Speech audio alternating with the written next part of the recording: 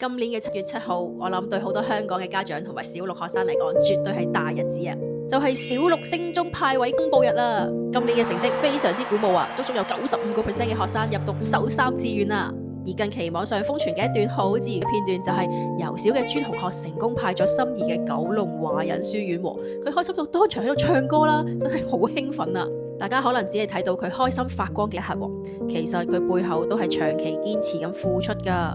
佢每日會固定抽15分鐘去溫書啦，一個星期亦都會補習3日，中英數3科，每次個半鐘啦。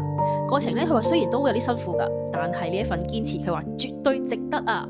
喺呢件事真係好打動到我，小朋友可以維持輕鬆開心學習嘅節奏啦，同時亦都攞到滿意嘅派位結果喎。所以我亦都好想同所有嘅家長小朋友講句心底話。